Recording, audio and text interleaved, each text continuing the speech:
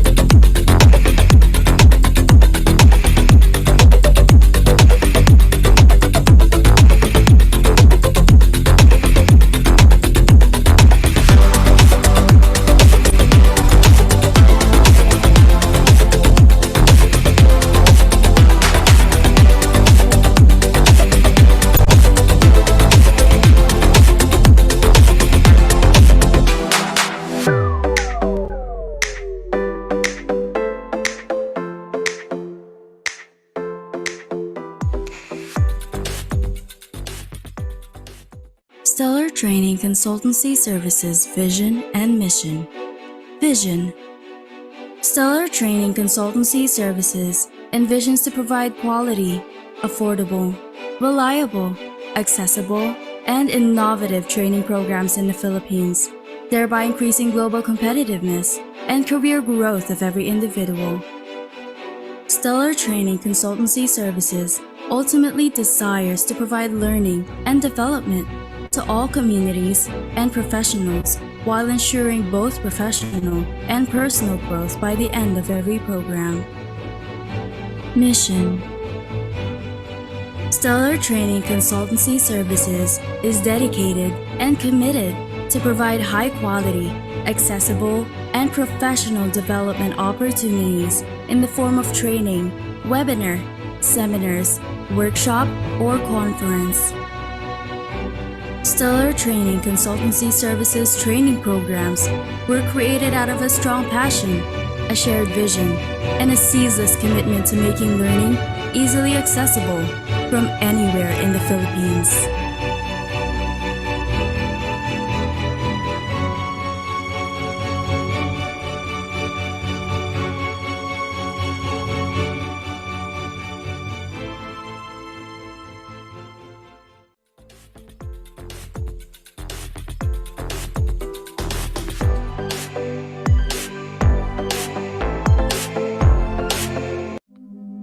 Panalangin bago magsimula ang pagpupulong.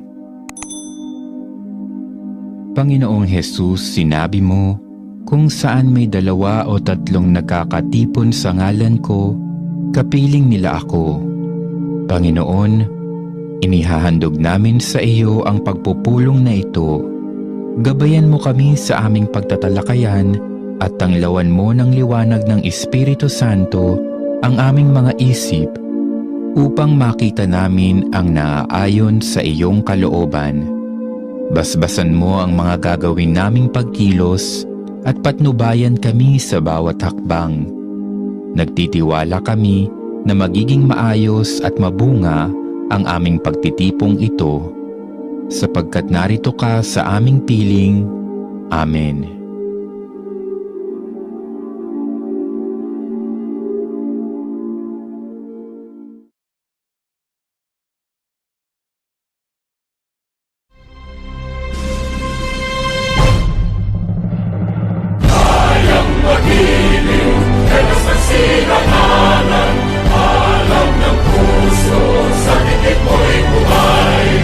Lupang hinirang, kuya ka ng magiting.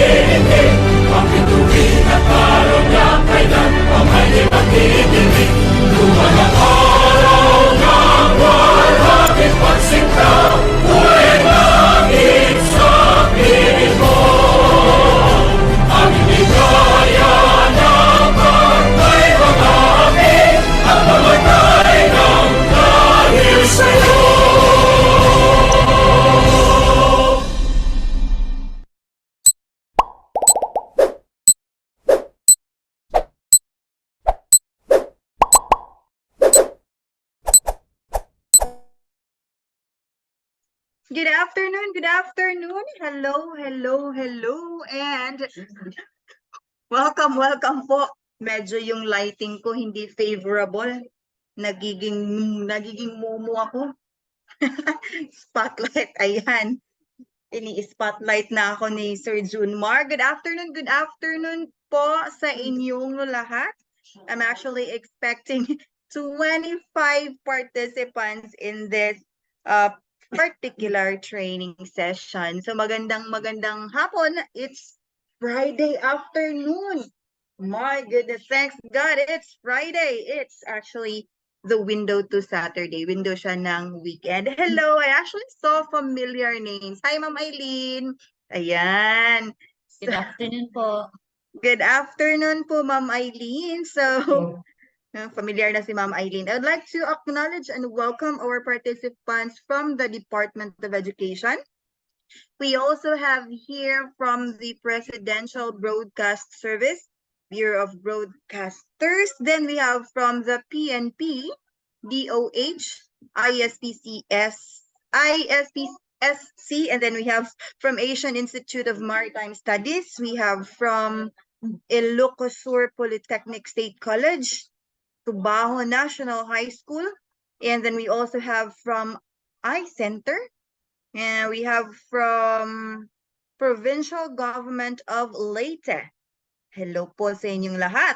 We also have from the National Dairy Authority, and then from the DepEd in Caramuan Rural Development High School. Good afternoon po sa inyong lahat. So, parang ang dami-dami natin ngayon. Nagmo-move yung laptop ko. Magandang hapon po. I hope that you are having a great week. It's basically weekend na, no? Ilang minuto at ilang oras na lang. Magbabakasyon ulit tayo. 2 araw. 2 araw lang. So hi, good afternoon. To officially start, let me welcome and thank you for choosing Stellar Training Consultancy Services as your partner with your professional training needs. And yes, makaka-rest din po kayo. Kasi ako, hindi. May trabaho pa po kami bukas. Adya. So thank you so much po, by the way, again, for choosing us as your partner with your professional training needs. My name is Janisa, and I will be your resource speaker in this afternoon's training session entitled Logistics 104, Property Custodianship and Asset Management Training. So yan yung topic natin this afternoon. No? I'm actually very excited to discuss this topic with you guys. So let me share my screen. Let me know also if you see my screen para naman at least meron kayong guide. Is it visible on your end po? Visible yes, naman. Yes po. Thank you very much. Yes po, ayan. So, medyo interactive yung ating mga participants ngayon. Pati ang ating training host. So, ayan, let's proceed and go ahead with our training rules and then with the ILOs. And we'll start with the topic proper. So let me read to you the training rules. For the first 20 minutes of the training, this is for attendance purposes. Please turn your cameras on. And if you wish to turn it on up until the very end of this training session, then that's also okay. Okay lang, nasamahan niyo ako sa screen. Wear proper clothing since this session will be recorded for quality and management purposes. And I am also encouraging everyone to be interactive and be attentive during this discussion. And since we came from different walks of life, iba-iba yung mga pananaw natin sa buhay, we have different ideas, ideals, and iba-iba yung mga, how we express our thoughts also. We're unique, we're different, we're diverse. So we just have to maintain the respect that we have for each and every one. Okay? So the training rules are very understandable, very sabotable, and very simple. Let's go ahead and proceed with the intended learning outcomes, or what are the things that we are expected to learn in this afternoon's training session. We have here first, participants will be able to understand the basic and general concepts about custodianship and asset management. Number 2, Participants will be able to analyze factors in doing property and asset management, property custodianship in educational sector, and property custodianship in corporate sector. Number 3, participants will be able to discover and appreciate the benefits of using appropriate property and asset management software for a successful and seamless management of company assets. We have here number 4, participants will be able to revisit and rediscover the responsibilities and duties of a property custodian. And lastly, participants will be able to explore types of property and asset monitoring techniques. So yun yung mga bagay-bagay na matututunan natin, expected na matutunan natin this afternoon. Now, if ever in your organization or in your current field, you have experience that is relatable to our topic, then don't hesitate to share it with the group. At least meron tayong dagdag na kaalaman na wala dito sa ating ILOs. But still, we have to make sure that it is intended and it is related to our topic. Okay. So since I have read to you the training rules as well as the ILOs, let us proceed with the training proper. But before that, I have your question for everyone.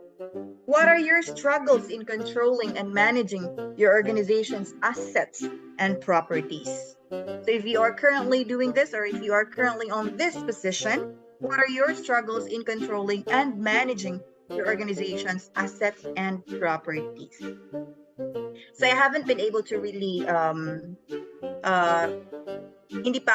wala pa ako sa puntong ganito, yung nagmamanage ng assets and properties.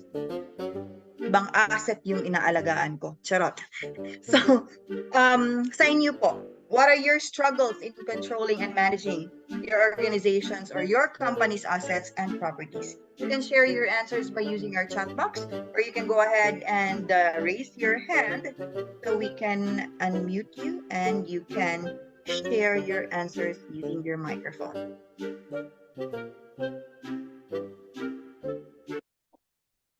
Monitoring, according to Sir Leomar Santos. So it's the monitoring that Sir Leomar is having a struggle when it comes to the organization's assets and properties, controlling and managing. So nasa monitoring.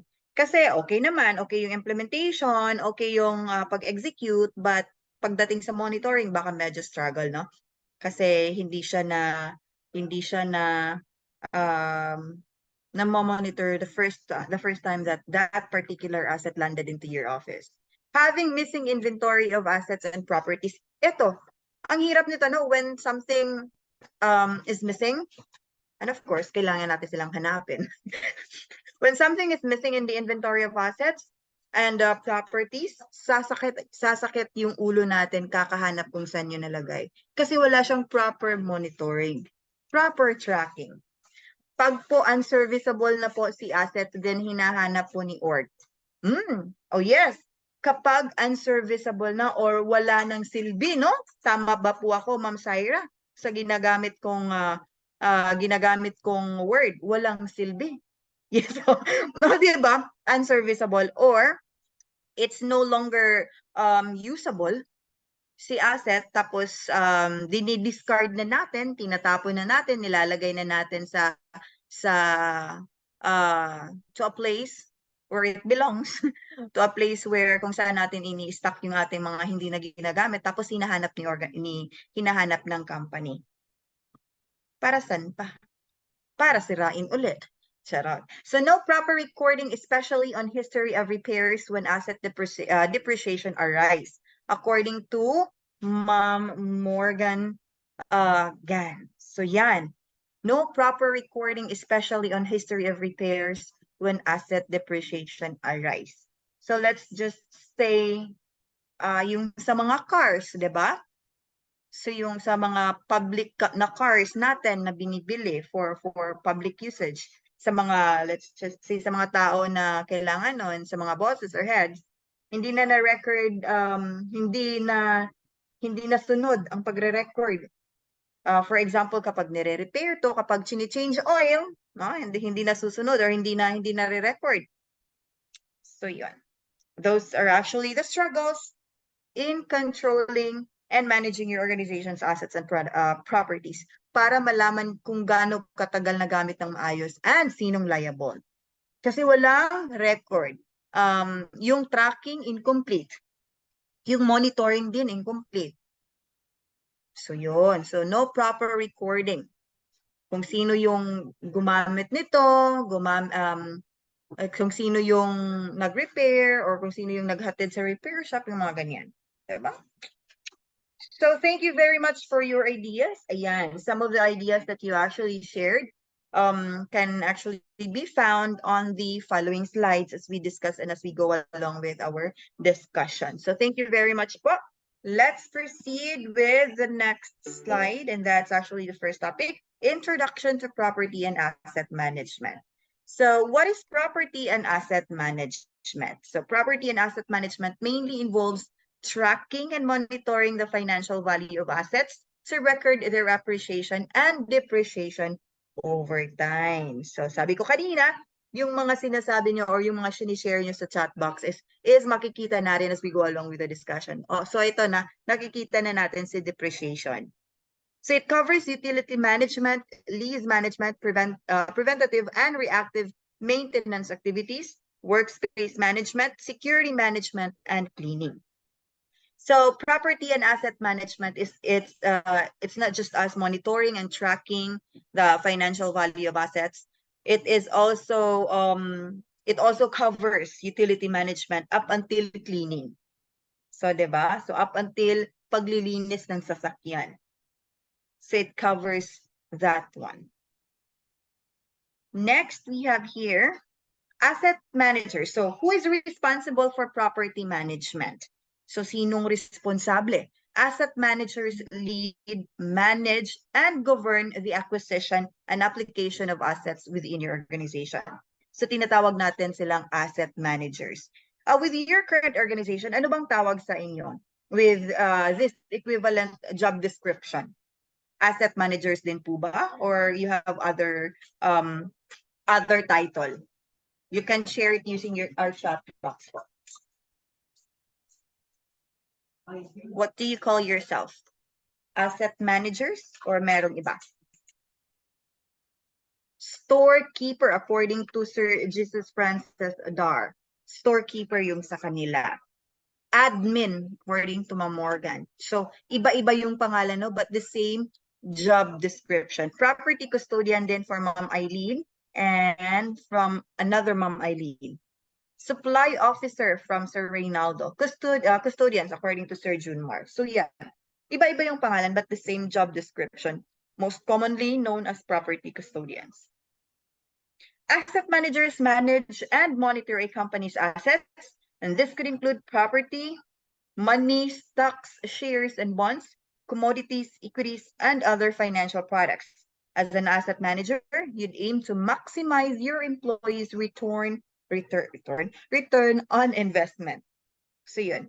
If this is your job, that is to maximize your employees' ROI. Supply officer din for Ma'am Jonah. So sa office ni Ma'am Jonah, tinatawag silang supply officer. So as an asset manager, no, you'd aim or your aim is to maximize your employees' ROI. So yan. So again, who is responsible for property management? Asset managers or yung mga property custodians, supply officer, yung mga admin, storekeeper, at kung ano pa yung tawag sa inyo with the same job description as this one, asset managers. Who is responsible for asset management? So the same thing. Property custodianship refers to the guardianship of government property by the person accountable therefore.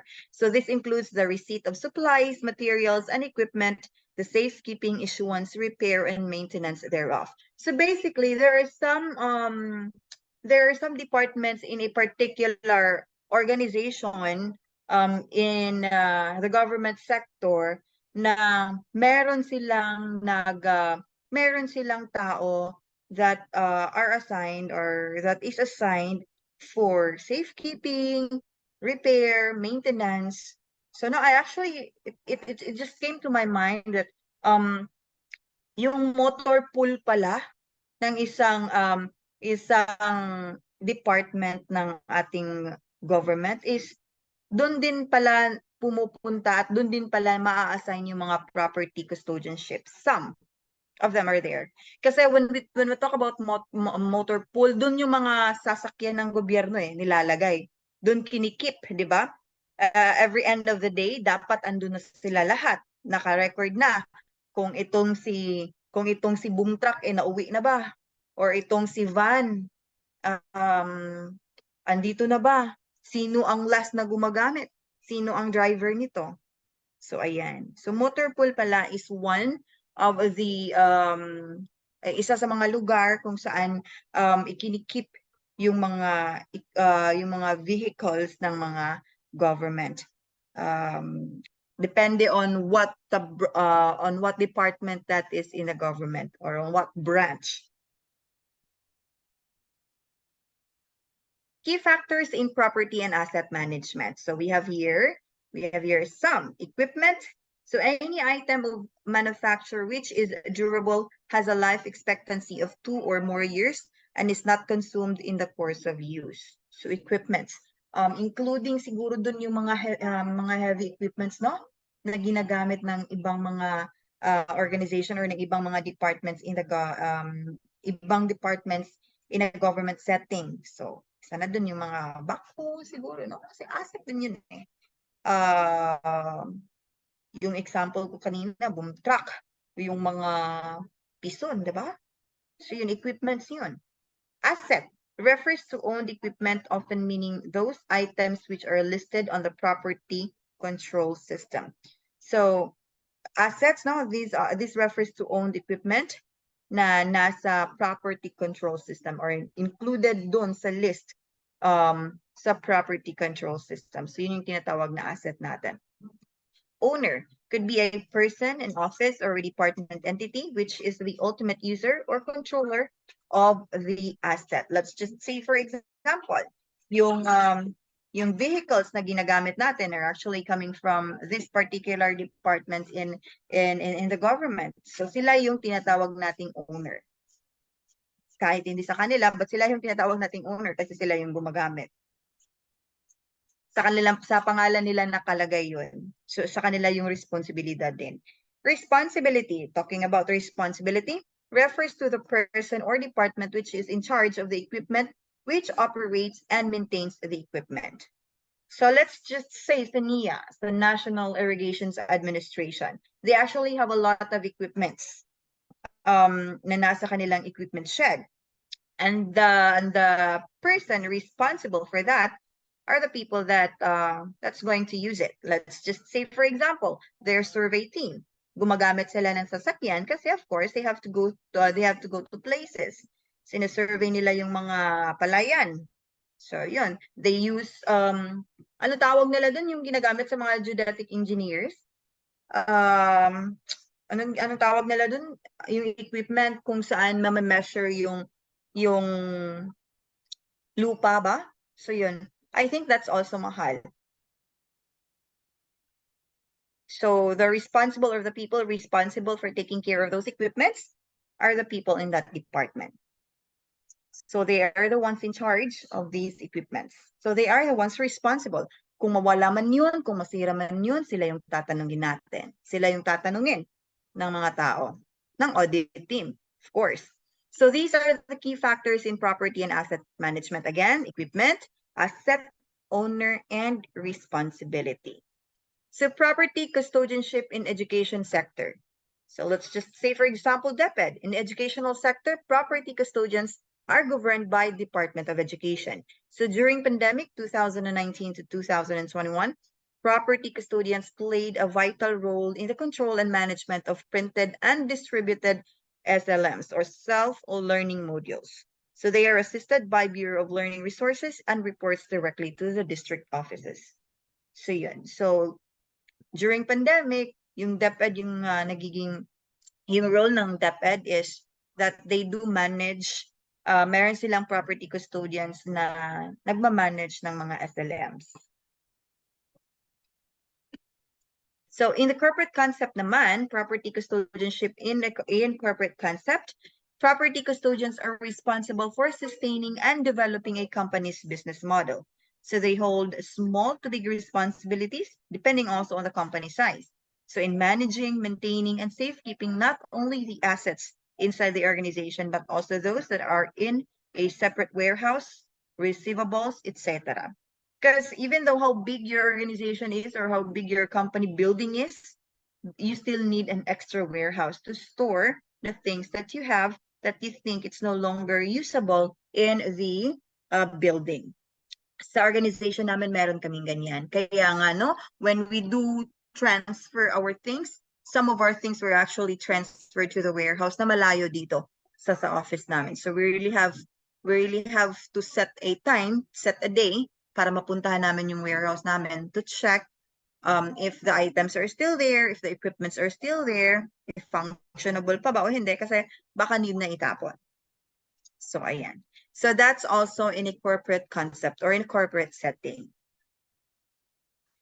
Property custodian and general responsibility. So, these are the general responsibilities of a property custodian or an asset manager, or kung sa inyo, tinatawag na property custodians din, custodians, however it is called in your organization. So the designated property custodians perform, among others, important workloads. So that includes receipt of supplies, materials, facilities, and etc. So once there are new facilities, new equipments, new supplies, si property custodians yung hinahanap, pinapa-receive nito, 'di ba? Si facilities, mostly kapag merong bagong AC, aircon sa company, pinapa-receive yun sa facilities. Now, issuance of supplies, materials, and facilities, etc. So, aside from the receipt, issuance as well. Kasi once nire-receive yan ang facilities, i-distribute yan to the departments kung sinong may kailangan yan. Let's just say, for example, water dispensers, no? I-distribute yan ni facilities sa mga departments na nagkakailangan ng water dispenser. But maintenance of supplies, materials, facilities, and etc. So they also do monitoring. Yung aircons, tinitignan nila kung clean ba. Yun. Safekeeping of supplies, materials, and facilities. Of course, aside from maintenance, they also have to make sure that it's been kept safe if ever remove na yan sa building or if ever nilalagay na yan sa warehouse. They have to check if it is kept safe in the warehouse or as to where their storage may be. So action plan of property custodian example. So we have here a template. It can be actually shown, or you can actually see that one there on your screen. So action plan of property custodian example. So there you go. So this is template, or this is how it looks like. Objectives, keeps records of school properties, facilities, and equipment, strategies, activities. So yan, time frame, person involved, may it be all personnel or all teachers, or kung meron lang kayong isang tao na i-assign. So expected output, meron din ganyan, and then remarks. So basically, if you haven't had any templates yet that you use in your organization to clearly record the things that are coming in, facilities, equipment, supplies, so you can actually use that one there, the one that we had as a sample. Questions before we proceed to our topic, second topic? Questions?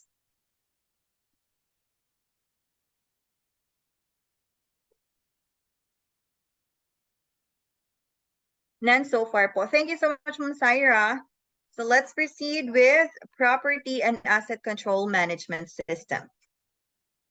None so far, ma'am. Thank you, sir. Jesus, Francis. Maraming salamat po. So let's proceed to property and asset control system.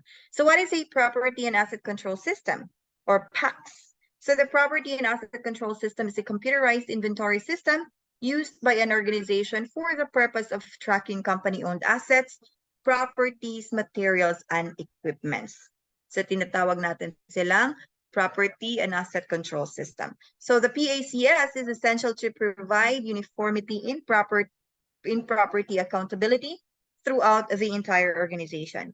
The PACS is also designed to provide a reliable means of maintaining data regarding the assets acquired by the organization. So, ayan. So, this system is used para magiging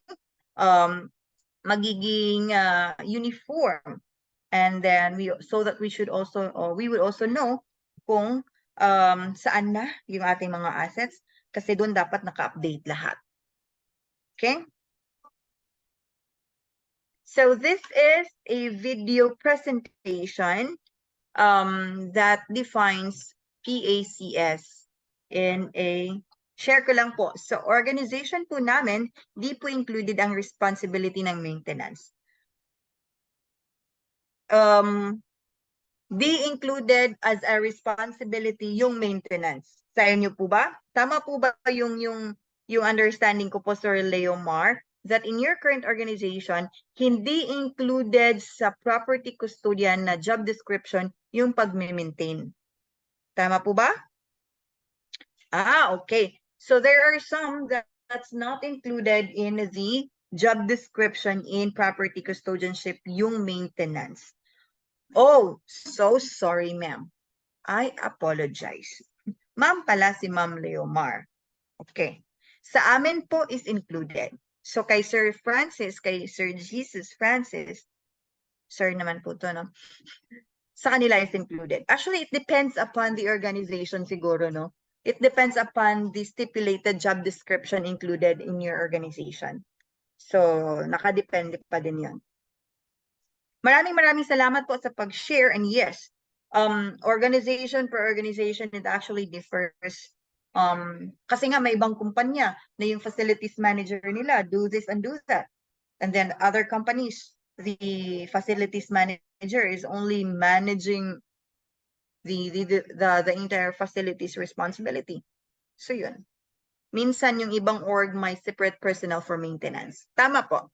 So yes, there are some organization that may itinalaga silang tao for the maintenance.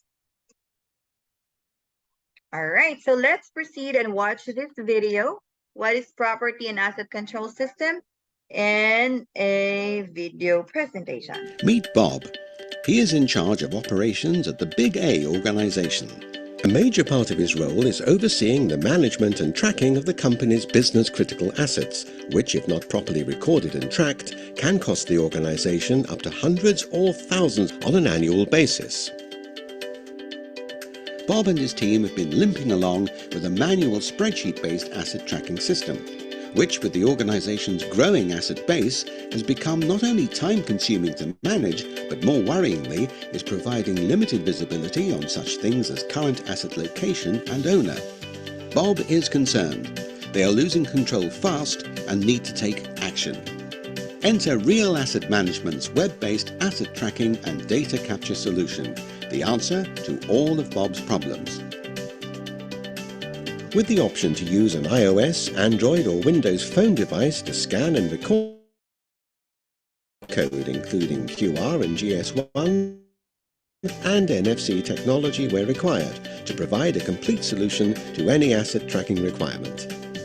Now the Big A organization will be able to confidently manage the collection and delivery of its reusable assets to customers. Bob will be able to reduce costs spent on replacing lost assets and keep check on the status and condition of items that go out on hire. Bob can confidently manage asset issues, returns and reservations within the business on a daily basis, controlling the assignment of assets to employees, vendors and customers, and ensuring that no assets get misplaced. The software prompts for a signature every time an asset is issued or returned. Bob will now have access to frequent configurable updates on the locations and status of its assets at the click of a button, providing the visibility and accountability so badly needed. And finally, Bob will be able to relax with the peace of mind that Real Asset Management's fully customizable solution will enable him to record detailed asset information, documents and images and undertake quick and accurate audits to gain better control of his asset base. Accessible via any web browser, the software can be installed on-premise or in the cloud. Now that Bob has streamlined the entire asset tracking process, it frees up his team to spend more time and energy focusing on the tasks that really make an impact.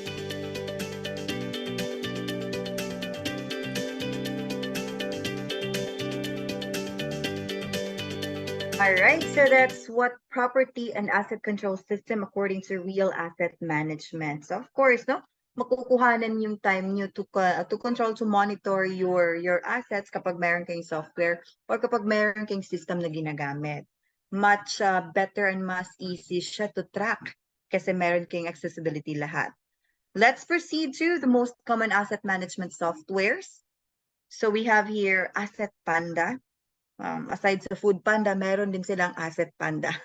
So yan. So Asset Panda is totally customizable from the custom dashboard to the fields, notifications, alerts, and role, and location-based security settings. So yan si Asset Panda.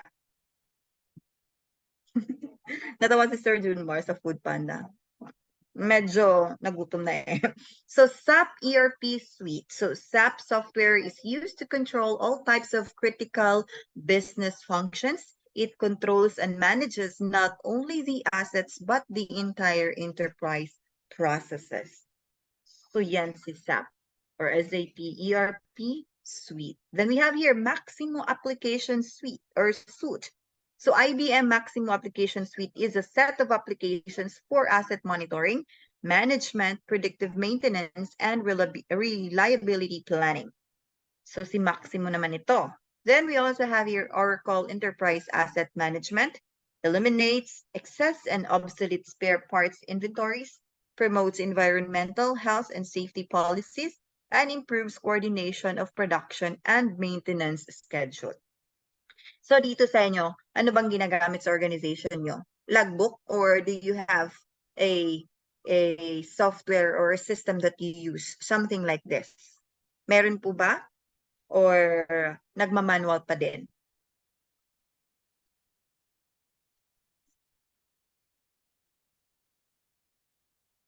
Manual, according to Sir Jesus Francis. So others are using manual and then also others are already moving and gearing towards technology. So meron silang mga software.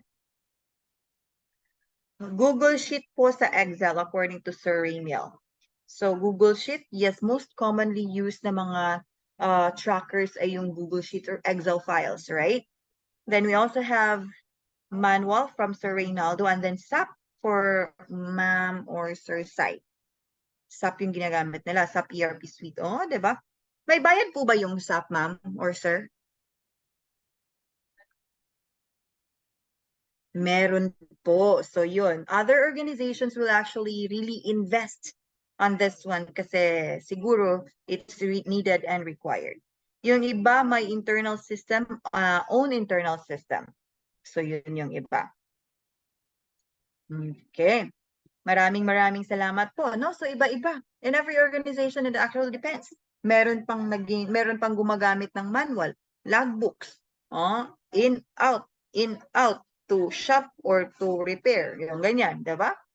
So meron pa talagang ganon.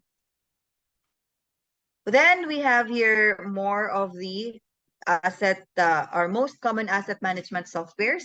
We have also Accurate Maintenance Connection. So a comprehensive work order management, preventive maintenance scheduling, and parts inventory solution. So yun yung si Accurate Maintenance Connection. We also have here Transcendent EAM or CMMS.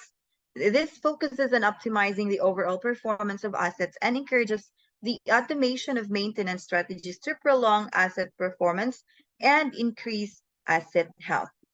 So ito naman yung si Transcendent EAM CMMS. Then we also have here FIX or FIIX CMMS. So FIX is an AI cloud-based software that helps companies manage all their maintenance, including thousands of assets, work orders, and parts in one place with just few clicks.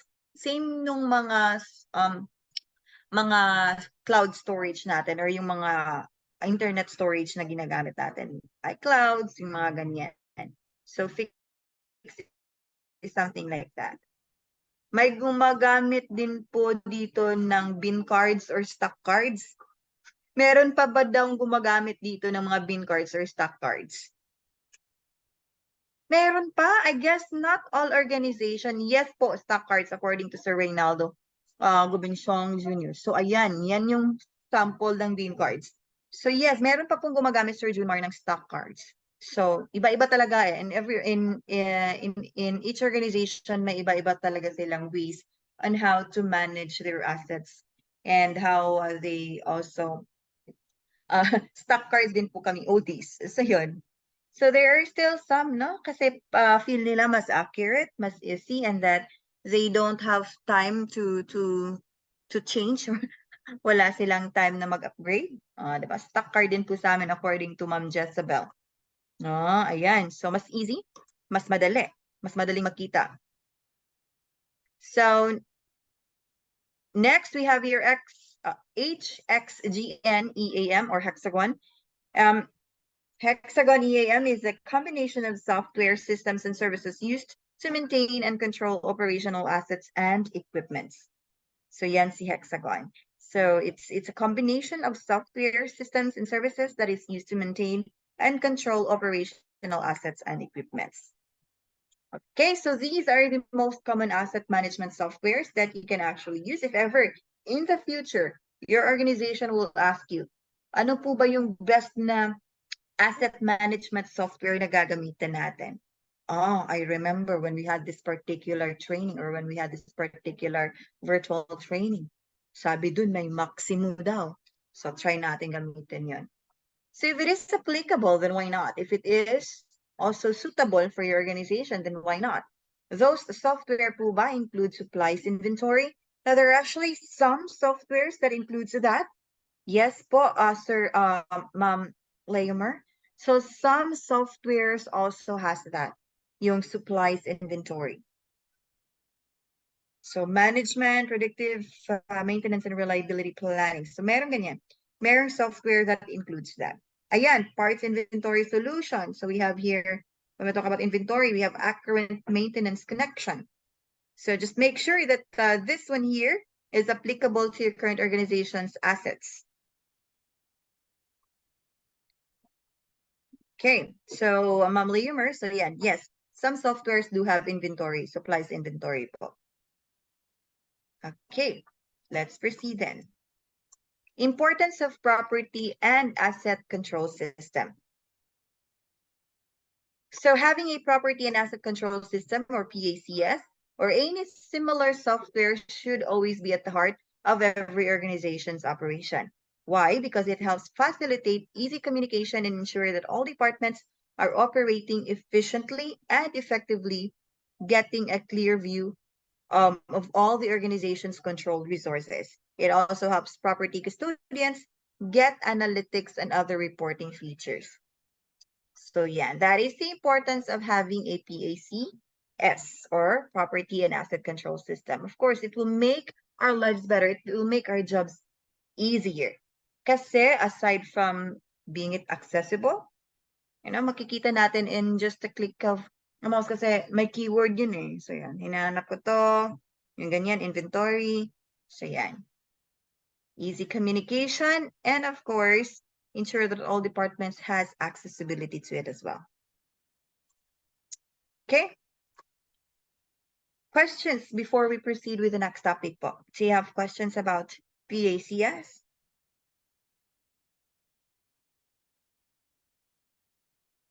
None so far. Okay, so let's proceed. Nakikita kong pag gagano ni Ma'am Eileen.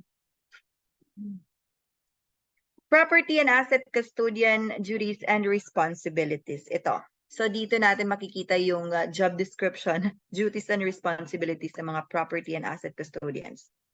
So what are the duties and responsibilities? They do manage, maintain, and monitor inventorial equipment. 3 M. Diba? Yung iba hinahanap 4 na M. Dito 3 lang, manage, maintain, and monitor inventorial equipment. So the property custodian is appointed by his or her organization or department to actively monitor all the organization's inventorial equipment throughout the capital asset life cycle.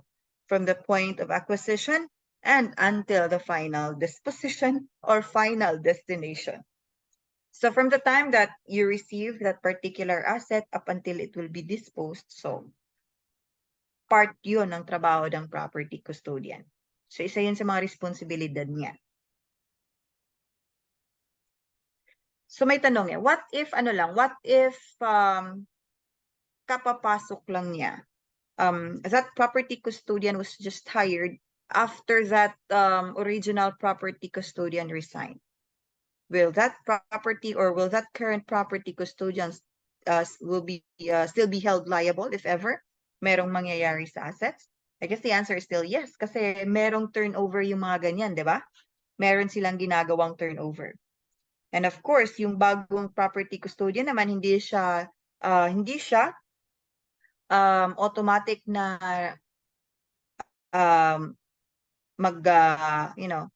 mag-assume ng post na yan if walang nagawang turnover. Kasi what if nawalan ng isang van?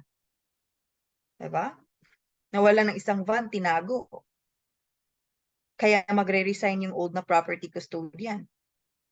So the responsibility will be the ones na yung bago pa lang.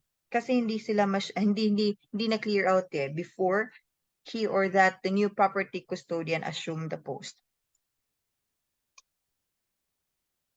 Ginawang personal ang vehicle. Tama po, ginawang personal yung vehicle. The time na gagamitin na ng government, hindi na magamit kasi sira-sira na kasi ginagawang private vehicle.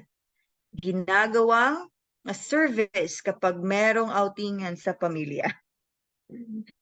Property and asset custodian duties and responsibilities. So, yan, let's proceed with locate and tag new equipment with property tags. So the property custodian is the contact person for the department. When new equipment is added to a department's inventory, equipment management will forward property tags and an inventory information sheet to the department's property custodian. Naalala ko when discussing about tagging new equipment with property tags, lahat ng mga gamit namin dito sa office may pangalan eh. Kasi kapag hinihiram, mostly kung hihiramin, hindi na masuli. So kahit ballpen nga may pangalan. Kasi mostly yung nawawala ballpen eh. So yun, nilalagyan ng mga tags. Hindi ko naman sinasabing asset yung ballpen, but at least merong tag, merong label. Dapat lahat lagyan ng label. Diba? Para hindi lang mapunta sa kung kahit kanino. Kasi we've had that experience here na we actually have this yung baka mo ginagamit ng pang ano ng balloons, ang tawag dun? Basta yun, yung maliit na machine na ginagamit namin mostly kapag nagde-decorate kami. So meron palang ganun yung kabilang department. And then let's just say our property custodian, consumable no tags, fixed assets with tag according to Ma'am Leomer. Sa amin, Ma'am Leomer, kahit consumable, nilalagyan ng tag. Nilalagyan ng tag ng aming tinatawag namin property custodian. So yun. Kasi daw, pag hinahanap, at least merong tag yun. Yung nakukonsume, yung kinakain, yung na-eradicate lang, wala yun. Pero hanggang dun sa bell na ginagamit namin, nilalagyan niya ng pangalan, nilalagyan niya ng tag. So yun, kasi yung mga tao dito, ang hiling manghiram, tapos hindi sosoli. So yan, na-remember ko lang because talking about tag new equipments with property tags. So this puncher belongs to, yung mga ganyan, di ba? So yun yung tagging, no? So yung nilalagyan ng name ng department. So yan. Process inventories. The property custodian performs departmental inventories by physically locating the department's inventorial equipments and updating the EMS online. So an online verification of the accuracy of the records in the EMS online database is required annually by custodians. So of course, there will always be inventories.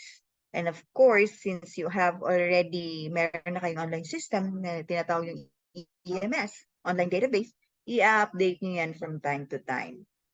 Nilalagay doon if ever yung mga non-unconsumable na mga products ko, ano na yung health nila or ano na yung anong tawag doon, kung ano nang current na it's actually at the tip of my tongue, hindi ko may luwa. Kung ano yung current na, kung sa cellphone pa, battery health, condition rather. So yun, kung ano yung current condition ng isang asset, if it's still usable or pending, or ano yung kulang niya. So yun. Records and reports, transfers, and disposition transactions. So the property custodian submits online equipment inventory modification request or EIMR to report appropriate transfers and disposition of equipment. So for example, yung printer, ita-transfer nyo sa kabilang department. So of course, meron din yung ganyan. Mostly tinatawag yan transmittal or request. So the other department will request for that particular equipment and then you, kapag hindi nyo na yan ginagamit sa department nyo, ita-transfer nyo sa kanila. Transmittal form yung pinapasignan nyo sa kanila. That is to prove that this equipment was already transferred to this other department. So it actually depends upon what forms you're going to use. Records and reports changes in equipment. So the property custodian records or reports changes to equipment data in the equipment management systems or EMS. Online database as the result of known changes, inventories, or sample audits. Let's just say, for example, tong van na to. This van, pinapalitan na yung battery niya. So yung original na battery ng van na to is hindi na yung original kasi pinapalitan. Dapat yun ay i-include pa din yun when updating the records in their EMS. Kasi para malaman that if ever ginagamit yun ng ibang tao, malaman nila na hindi na pala to yung original the battery. So refurbished battery na tong nilalagay dito sa van. And of course, kapag merong sira, easy nyo matrack na dahil kasi hindi na yung original charger yung ginagamit. Control agency equipment. So the property custodian coordinates with equipment management to tag new agency equipment. The property custodian coordinates any change in activity for agency equipment with equipment management or sponsored programs administration and obtains the sponsor's prior approval for any disposition or transfer action. So one of the duties and responsibilities of property custodian is to control agency equipment. Same with what I mentioned earlier, aside from them updating the records in the EMS, they also have to control agency equipments, which means dapat talaga they are to tag it properly pag merong bagong equipment na new agency equipment na marating. And of course, if there are changes, dapat kino-coordinate nila sa mga if ever they are to coordinate it with someone, dapat well coordinated. Questions? Do you have questions po?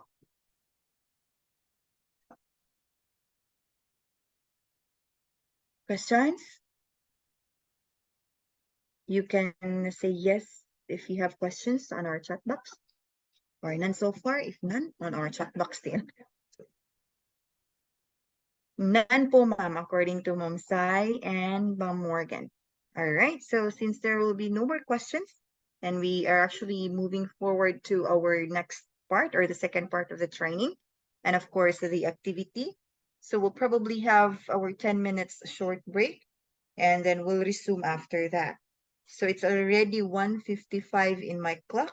We will take 10 minutes short break, and we'll be back at around 2:06, okay? Okay po ba? Thank you, Ma'am Eileen. So a thumbs up means a thumbs up for all. So we'll take our 10-minute short break. Sir Junmar, please take it away.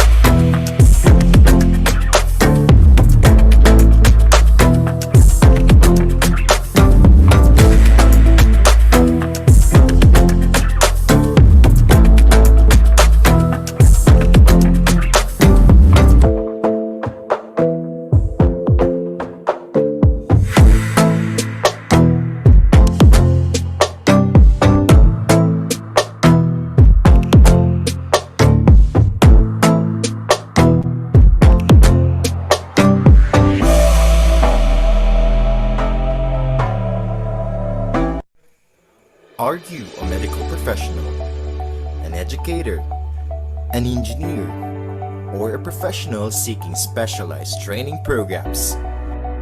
Stellar Training Consultancy Services is the right training center for you. STCS issues highly government-recognized certification programs that help you as a professional in your career goals. STCS ensures regulatory and statutory compliance to protect you as you skyrocket your career to the top. STCS offers various training modes such as face-to-face sessions, blended sessions, and virtual sessions to ensure the accessibility and availability of the training programs.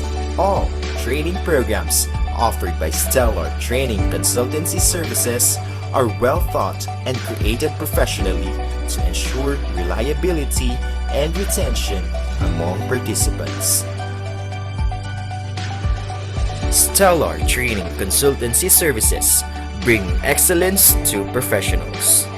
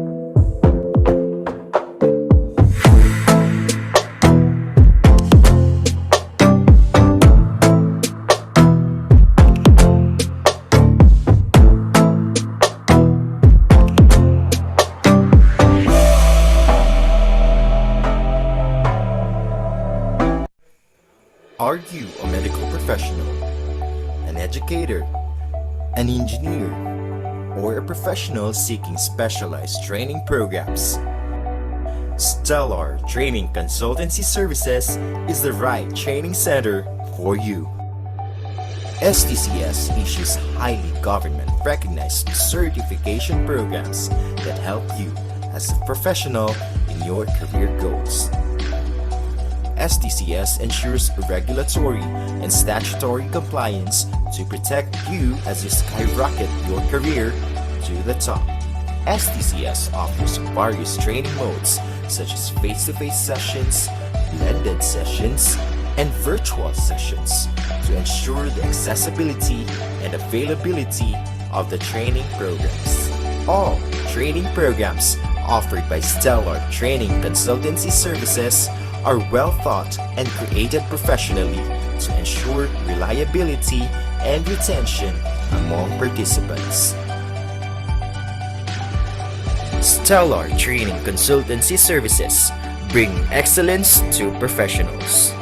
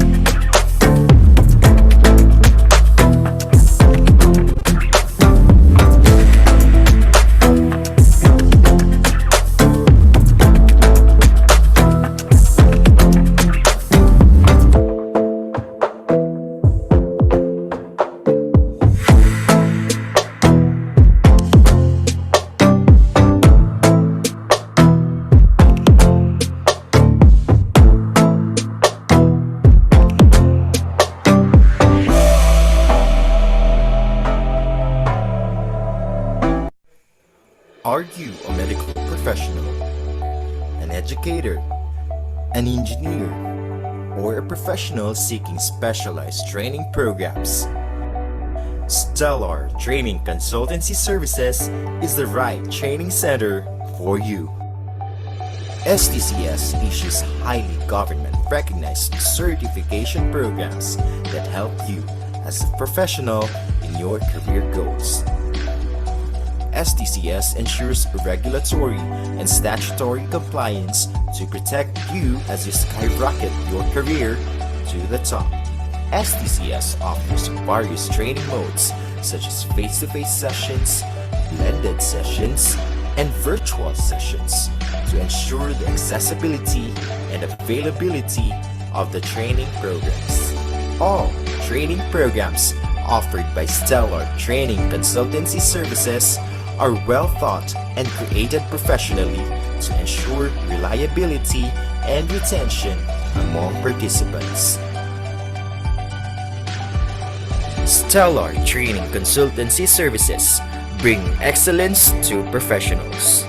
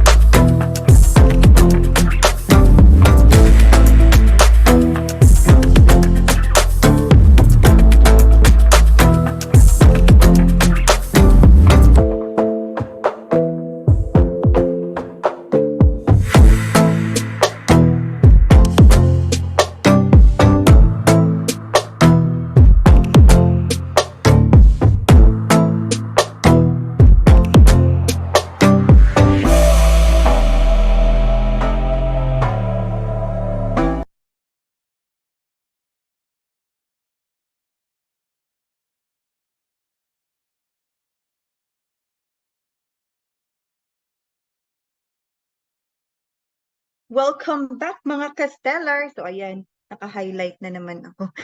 Welcome back po. I hope na na-refresh kayo. Yung iba nagko-coffee, yung iba dyan patubig-tubig lang muna, no?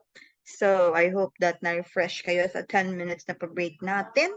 So let's proceed and go ahead with our next or with the next part of this training session. So we will be having an activity, and then afterwards we'll proceed with our next topic. So are you ready with our activity? If you are, please comment on our chat box, ready na me. Yan, pakicomment na lang po na ready na me sa ating chat box if you are ready. May nag-answer na ng ready na me doon sa ating chat box. How about the others po? 6 na. 25 po tayo. I mean, 26. So, ayan. Siyam. At least man lang makakalahati tayo, no? Para alam kong kalahati, sure ball na yung kalahati na mag-join sa ating pa-activity. 14, let's check. Sa 14, ready na me. Ready na po. Okay. Since half of us are already ready, let's go ahead and proceed with our pa-activity. Yung activity natin ay hindi masyadong kilala. Tayo lang ang nakakaalam nito because it is solely for sellers use only. Diba? Parang may exclusivity. Okay, so our activity is what we call jumbled letters. O, diba? Tayo lang ang meron nito. Tayo lang ang merong jumbled letters. So what we're going to do, instructions, is that we have jumbled letters na if-flash ko. What you're going to do is you just have to arrange the letters that will form a word na hinahanap natin. So once you answered it correctly, you will be given a good fortune. Okay? So dapat tamang sagot yung isasagot nyo sa chat box natin para you will be given a good fortune. Okay, so since half of us are actually ready, let's proceed to the activity and let's proceed with the first one. So what's that word na hinahanap natin? Kindly answer using our chat box. By the way, do not use your microphone kasi kapag nagma-microphone kayo, ayan, kasi kapag nagma-microphone kayo, malalaman ng iba kung ano yung sagot. So chat box, yes po.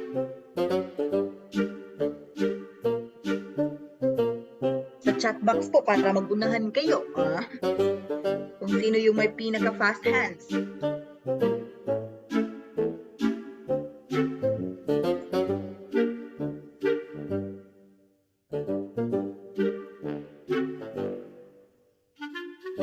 Ayan, may 16 ang sumasagot. Let me reveal the answer kung ano yung answer nila. And of course, the most common answer is property. Pero yung nauna sa screen ko ay si Ma'am Eileen.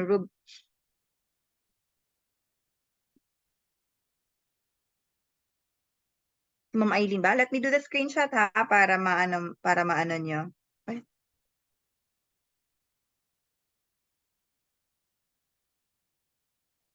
Hindi nakita yung screenshot. But yes, I have here Ma'am Eileen. Property.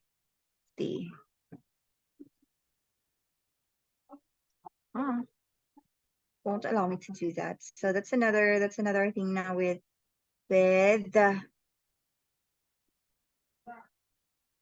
Zoom. So we have here Ma'am Eileen as the first one na nakauna. Sige. So the correct answer, let's reveal. The correct answer is property. Okay, so bigyan natin ng pa-heart kung mga sumasagot. Bigyan natin ng pa-heart si Ma'am Eileen and then pa-smiley heart naman sa iba. Hey, ayan.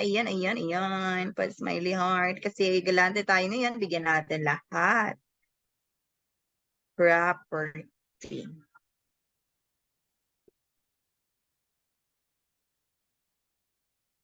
Ayan, bigyan natin lahat kasi para fair. Ayan. May pa-heart na face pa. Okay. Ayan. May humahabol pa. Ayan. So, everyone got their smiley hearts. And of course, si Ma'am Eileen yung nauna sa atin. Then, Ma'am Eileen will have one good fortune. Let's proceed with the next word. Anong word ang hinahanap natin out from these jumbled letters? Si Tessa yung hinahanap natin. Kilala niyo si Tessa? Siya yung hinahanap natin.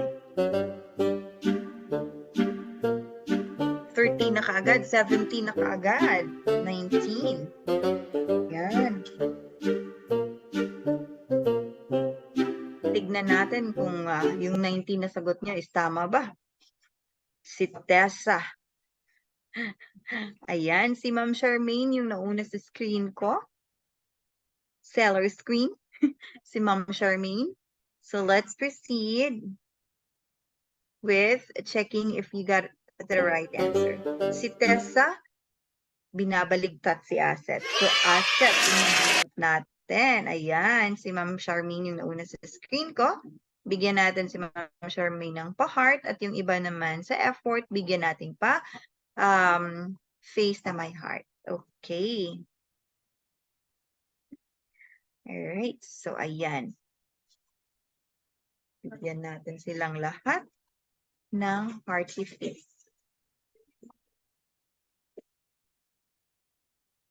Okay. Galante tayo ngayon. Bibigyan natin lahat. Okay.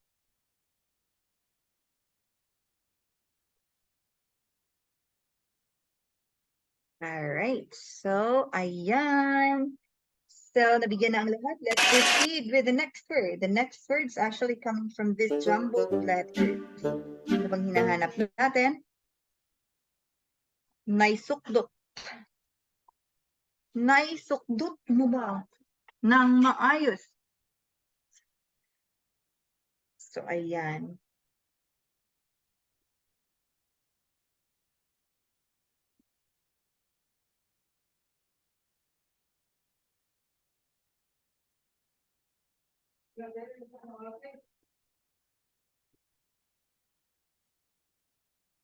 "17." Ayan. Let's proceed and check if your answers were right. We're right. Custodian yung most common na answer. Si Ma'am Caterina Bigornia yung nauna sa screen ko. Let's see if custodian ba ang tamang sagot. So, yes, indeed. Custodian yung tamang sagot. Bigyan natin ng heart si Ma'am Caterina. And then the rest, bigyan natin ng smiley heart. Ayan. Okay, custodian, thank you very much for your participation. Ayan, bigyan natin lahat.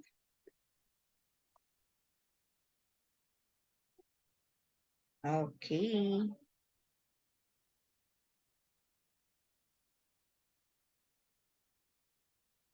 Ayan, ayan, ayan. Okay. All right, so let's proceed with the next one. Here, custodian is the right answer. Meron na kayong mga hearts at saka smiley hearts. Let's proceed with the next word. Ano bang hinahanap natin dito?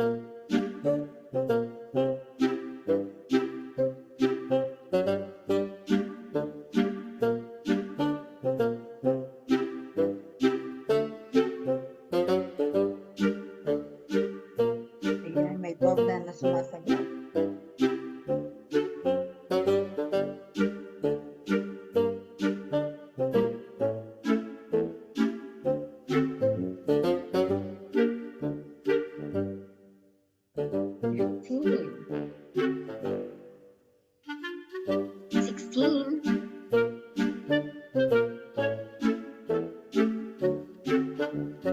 Wala nang habol?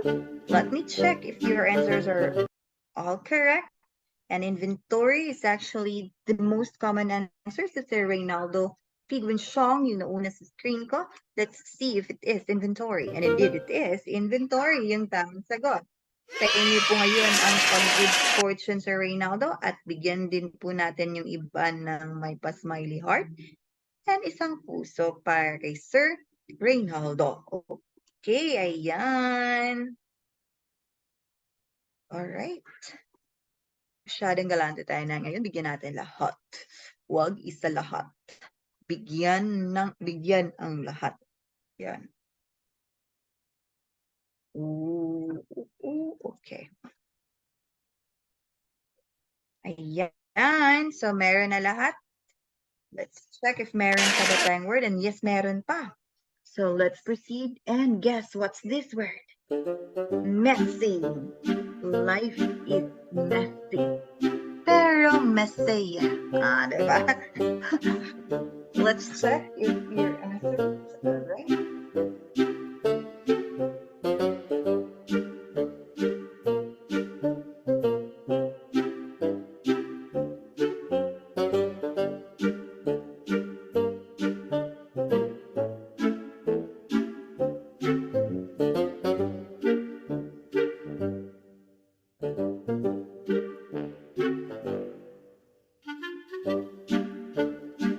So, meron 14. Let's check if your answers are correct. Oy, ayan, nagre-reveal na ng answer. Nagmumumo yung kanyang laptop ko. So, ayan, si Ma'am Caterina again yung naka-in screen ko. Yes, system is the right answer, Ma'am Caterina. Let's give everyone a heart and a smiley face po. So, let's, ayan, system. Nauna nang sumagot yung ano ko, yung presentation ko kasi napindot. Ayan, system.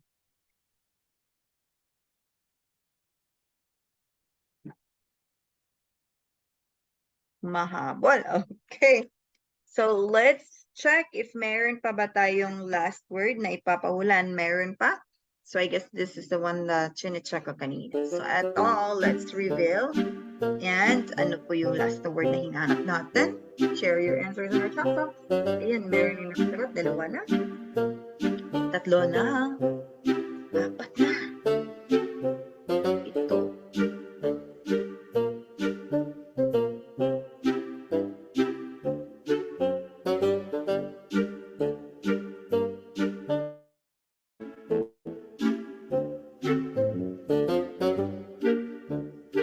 So 14. Let's check if 15 may mahabol. Tama ba yung sagot niyo? Equipment, yung ano to, Ma'am Sai? Nakalimutan yung ibang mga letters, Ma'am Sai. Pero anyway, si Ma'am Katerina yung nauna. Tignan natin kung equipment ba ay yung tamang sagot. And indeed, equipment is the right answer. So another good fortune for you, Ma'am Katerina. Let's give others also a heart na smiley face. Okay. Alright. Siguro sa pagmamadali to ni Mama Sai. Pero parang ang Ma'am Sai, no? Parang ang bilis ng internet connection ni Ma'am Katerina. Ayan, equipment. Okay. So, tama. Give yourselves a round of applause po, and thank you so much for participating. I hope that na-refresh kayo sa 10 minutes break at saka meron din kayong napulot na na learning sa ating pa-activity, di ba? So thank you very much, and thank you for your participation. I really appreciate it. Give yourself a tap on the back and say good job. Let's proceed with the next topic. This is our second part. Another topic is types of property and asset tracking and monitoring. So types of property and asset tracking and monitoring. So what is asset tracking and monitoring? Of course, from the word itself, no? Asset tracker refers to the use of technology to monitor and manage both tangible and intangible assets. By integrating an asset tracking software into your business, you will be able to get detailed real-time information about the location, status, and usage of assets.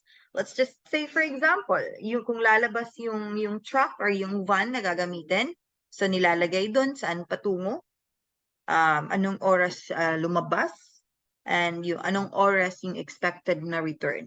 So yun, dapat nilalagay din yun doon kasi monitoring yun. Asset tracking just not only rely on knowing where your assets are, but also understanding how they are being used, their life cycle, and how they contribute to your business overall performance. It's about gaining insights that can drive strategic decision-making and ultimately business growth. Kasi there are some assets that doesn't serves its purpose. So pwede namang pwede namang or yung asset na hindi masyadong gamit, yun. Pwede natin to sigurong ibenta. Diba? Yung mga ganyan. So this is asset tracking is understanding also how they are being used.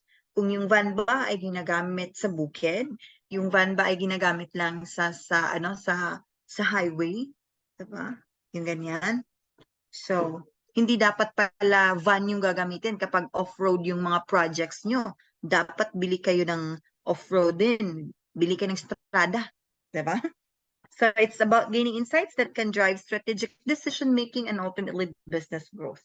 Kasi madali masira kapag van, kapag strada, 4x4, kasi pang off-road, at least hahaba pa yung buhay ng sasakyan na yun. Yun. So significance of asset tracking. Asset tracking is crucial for businesses as it stands as the control center of an organization's material and non-material resources. Without an effective asset tracking system in place, businesses may find themselves caught in a chaotic web of mismanaged resources. So they may lose track of valuable assets, leading to unnecessary replacements and costs. So the significance of asset tracking, no, kasi if ever we're not going to make use of this, and parang we think that it's not needed, we think that it's not necessary to have this type of monitoring in our business. mind you, your business will, it may grow, but somehow magiging chaotic yun kasi hindi siya organized. Hindi mo alam kung ano yung kailangan mo, hindi mo alam kung ano yung mga, let's just say, assets na kailangan mo ipaayos in a certain period of time. Ma-mismanage mo yung resources mo. So yan. So that's the significance of asset tracking.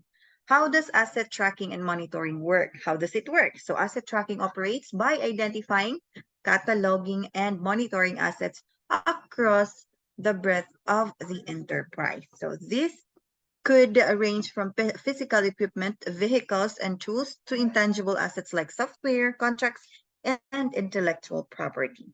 So the system records relevant data like purchase dates, maintenance schedules, depreciation, and even end-of-life disposal for each asset. So that's how asset tracking and monitoring work.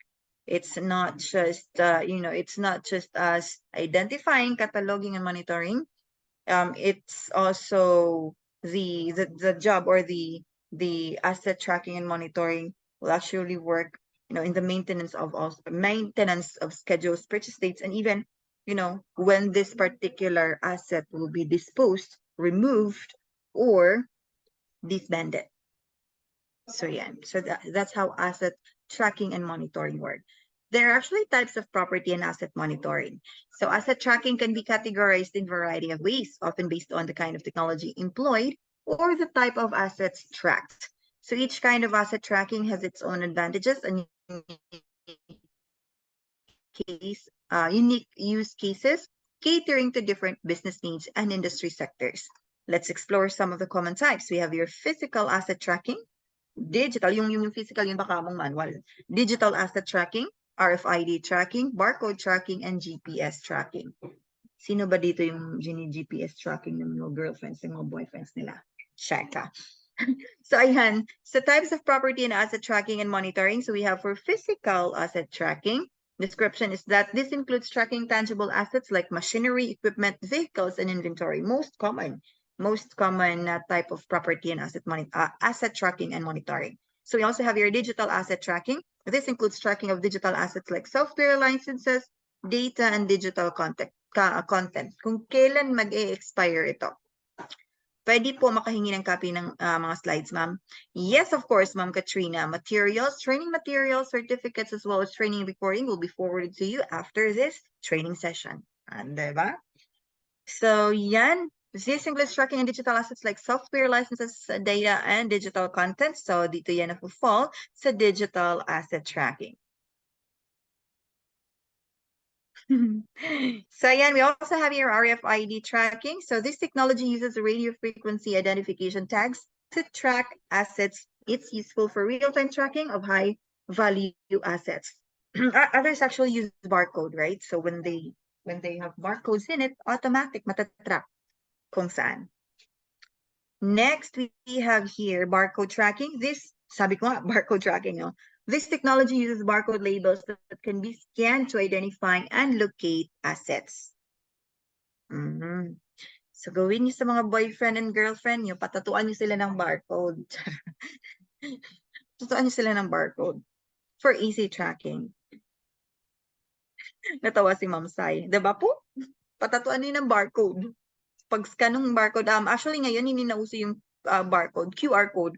Pag-scan ng QR code, lumabas yung link ng Facebook nilang dalawa ng magjowa. GPS tracking, particularly useful for tracking mobile assets such as fleet vehicles. Meron akong pangtatak ng QR code po, jowa na lang ko po. Jowa na lang yung kulang. O diba? Meron na tayong mga equipment, Sir Junmar. Jowa na lang talaga yung kulang. Ayan. So, GPS tracking. Sino ba dito yung tinatrack ng mga asawa at boyfriends, girlfriends nila dito using GPS? Particularly useful for tracking mobile assets such as fleet and vehicles and persons. Nilalagyan ng tracking yung tracker yung vehicles, yung motor. Pero mas wise si Mister. Tino-turn off yung data. Diba? So that's the downside of it. Napaiyak si Sir Junmar kasi juwa yung kailangan or juwa yung kulang. Let's talk about RFID technology. So radio frequency identification technology uses radio waves to identify people or objects. So there is a device that reads information contained in a wireless device or tag from a distance without making any physical contact or requiring a line of sight. So it is used to several commercial and industrial applications, from tracking items along a supply chain to keeping track of items checked out of a library. And of course, na radio frequency identification, ginagamit din yan sa mga stores. Diba? Scan. So we have your RFID technology explained by Custodianship. Let's all watch this video. RFID technology is everywhere, and today Custodianship, with the help of Zebra's range of RFID products, are going to explain to you how using RFID can simplify and streamline your business. We begin our journey in clothing manufacturing. Rain RFID tags are attached to garments. These tags look like a standard tag, but hold a transmitter which helps to book stock in, speed up the stock take, and more. Now manufacturing is done and it's on to distribution. When stock is brought into the warehouse, there's no need to check in every item manually, as the fixed RFID antenna picks up the signals from the Rain RFID labels to confirm if the box you have received on the shipment is correct. This gives you more time for other jobs or even a cheeky tea break. You used to only have time to do a stock take once a year. If your items have Rain RFID labels, you can do a stock take once an hour, once a day, or as many times as you need. Ultra-high frequency RFID readers can detect up to 900 items per second and automatically log them into your computer system. Previously, you relied on looking up SKUs and working out how many of one size or color you had. Now, size, color, and style can all be logged just by walking up and down an aisle. But don't worry, you don't have to be an expert to deploy your ultra-high frequency RFID readers into the warehouse or retail environment. Custodianship and Zebra can create a custom solution for whatever your needs are to make using RFID as simple as 1, 2, 3. All right, so that's RFID technology explained by Custodianship. Let's proceed with barcode technology. Barcodes encode product information into bars and alphanumeric characters, making it much faster and easier to ring up items at a store or track inventory in a warehouse. Besides ease and speed, barcodes' major business benefits include accuracy, inventory control, and cost savings. Kaya tinatanggal namin usually yung mga tags ng damit, bags, etc. Ha, nakaka-anxious. May na-discover akong video about RFID before, ma'am. Yung mga ukay-ukay, meron. Di po effective yung ililipat po yung damit sa pang 10 peso po. So, nagchichika sila sa chat box. Pag di suspicious si seller, ma'am, pwede. So, ayan, meron silang mga experiences na ganito. Yung ita-transfer yung pang 10 pesos sa 5 pesos. Hindi daw yung tatalab. But when you are in Japan, hindi talaga yung tatalab. Kasi, you know, bawal yun dun sa Japan, di ba? Napaka-accurate nila. Meron sila dong honesty store. Tapos ikaw na lang yung mahihiyang kumuha. O, diba? Parang nakapunta ng Japan. Sa vlog lang naman ako ni Janelle na nakakita ng ganon. Magtitititit. Yes, tutunog talaga yon kapag kinuha mo. Yun. So, wag na.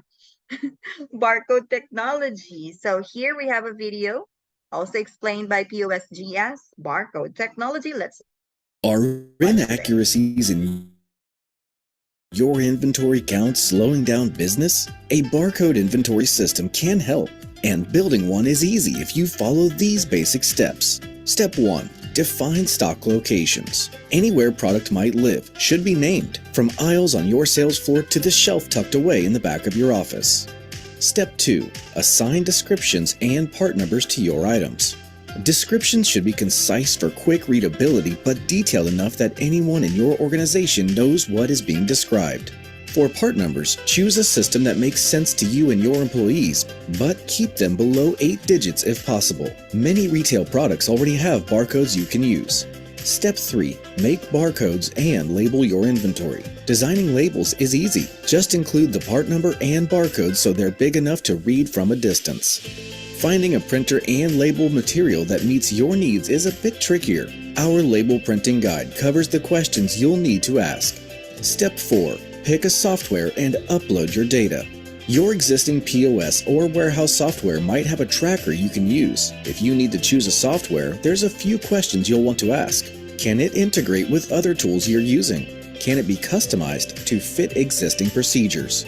What hardware will you run the software on? And finally, step 5. Train employees and get buy-in. Inventory systems work as well as the people using them. Get employee input throughout the process and involve them when appropriate. You'd be surprised what feedback you might not have considered. Whew, we've covered a lot here, and we've only scratched the surface. To learn more, read our full inventory tracking guide by scanning the QR code on the screen.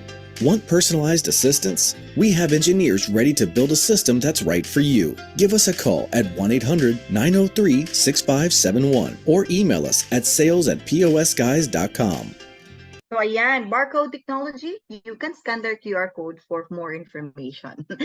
Ayan, so that's how the barcode technology has been explained by POSGS. We don't have barcodes, but we have the famous Honesty store here in Batanes. You can choose and buy whatever you want. Make sure you pay the exact amount sa Dropbox. Matest talaga ang honesty mo. Tama po. Tama po, Ma'am Eileen. Yes, my honesty store doon, and that you really have to pay kung ano yung andon. Masok yung anong basang-basa. Yes, I heard about that one, Ma'am. Diba? So you really have to pay the exact amount. Doon matitest yung honesty mo. Diba? Still, honesty is the best policy. Diba? Nakakataba ng puso every time. So yun. Let's have a GPS technology. GPS for inventory management is a technology that can help businesses track, manage, and optimize their inventory across different locations and stages. GPS tracking allows you to pinpoint the precise location within your warehouse of the pallet or product in question as long as the GPS tracking device is actively sending out signal. Kapag mixed signal yung binigay or yung dinideliver sa inyo, wag na. Charot. I love that. I love that one too, sir. So yun, kapag mixed signals, red flag na kaagad yan. Charot lang. So for GPS technology, it's one of the most common ginagamit na ngayon for tracking, no? Nilalagyan lang ng maliit na chip and then kapag tiniturn on yun, malolocate nyo na. And even now that you're using Messenger, di ba, may send location doon. GPS din yung tawag doon. Nagsisend kayo ng location ng jowa mo kung saan na siya. And makikita mo kung saan na din siya. Huh? Not unless iniiwan lang yung cellphone niya. Wala ka talagang kalaban-laban doon. So let's proceed. We have your GPS technology explained by Links Up GPS tracking. Let's watch this video. Your business depends on your assets and equipment getting to jobs in working order. If your equipment breaks down, is stolen, or isn't where it's supposed to be, it could be a big hit to your business. Why rely on blind trust when renting out equipment or deploying expensive assets across job sites? Instead, get Links Up. Links Up's asset trackers are versatile and durable GPS devices fit for valuable vehicles, equipment, trailers, and so much more. With a variety of device types, including wired-in, solar-powered, and battery-powered options, tracking your assets have never been easier. Set up customized alerts and geofences to be notified when your equipment moves after hours or out of designated areas. Track maintenance schedules to ensure your assets are always running as efficiently as possible and prevent costly breakdowns. Generate usage hour and utilization reports to know exactly how long your equipment was running, increase productivity, and bill your customers more accurately. With LinksUp's free mobile app, you can monitor your equipment at any time from any location, giving you insights to manage your business efficiently.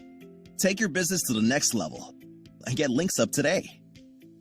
Ayan, so that's how GPS technology has been explained plainly by the Links Up GPS tracking. Minsan po, di accurate ang GPS. Tapos pinapagalitan kami ng rider kasi di daw marunong mag-GPS.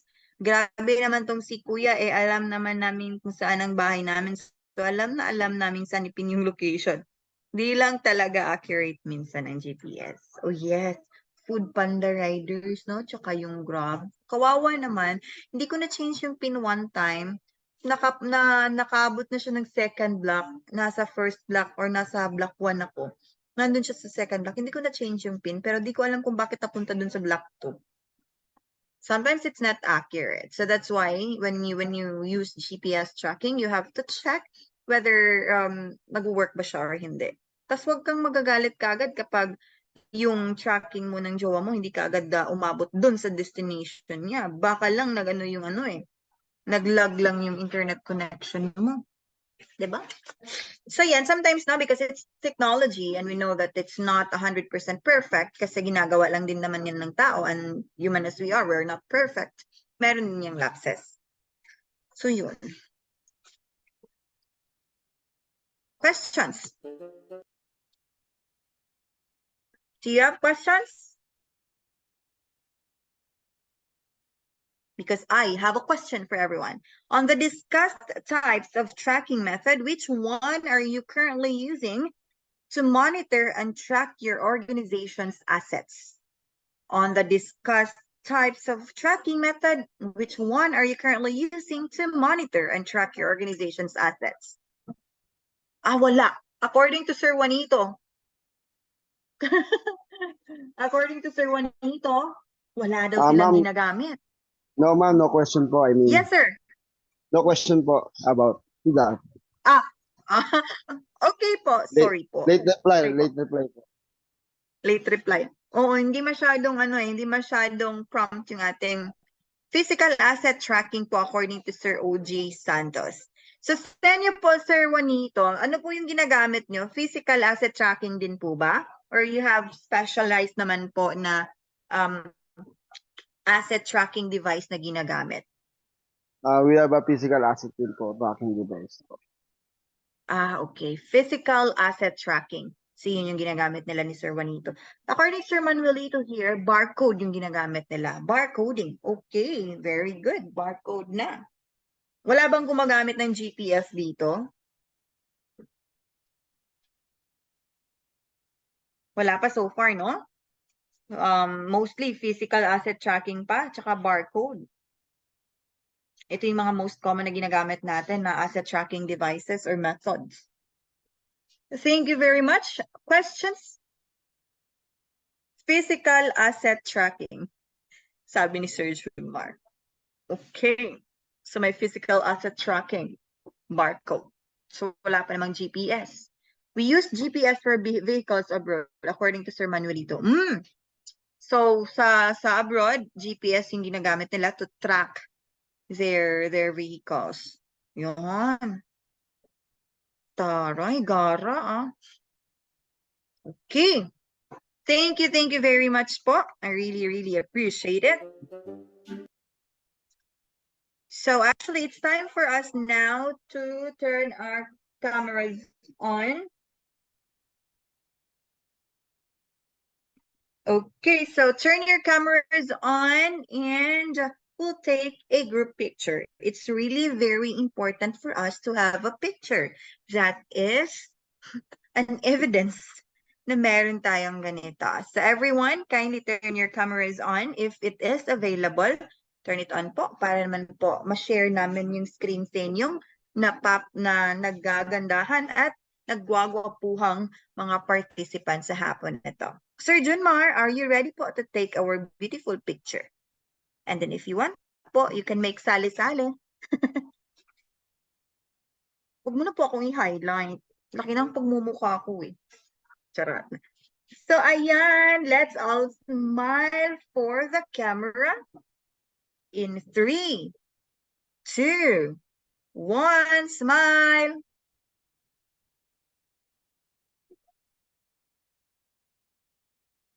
Captured ba, Sir Junmar? Awesome, perfect. Now let's do another pose.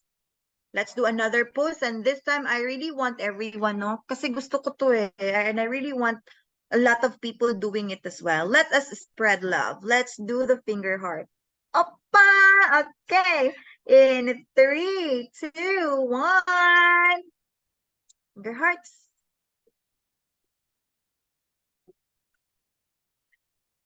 Perfect. Na-capture po ba yan, Sir Junmar? Yes po, perfect, perfect. Training materials, certificates, as well as the recording has been forwarded po to your emails. Kindly check po. Na late ma'am, nasa biyahe. No problem po, Sir Raniel. No problem po. Understood po. Salamat po sa pag-inform. Well, again, thank you so much, everyone, for sparing your time with us. Thank you so much for enrolling courses with Stellar. And if ever you have other training needs, please browse our Facebook page for more trainings. Thank you very much. Magkikita po tayo sa susunod na training with Stellar. Magandang hapon. Take care. God bless everyone. Bye-bye po. Enjoy your weekend. See you po bukas. Hi, Ma'am Sayas po. Okay. Perfect, perfect.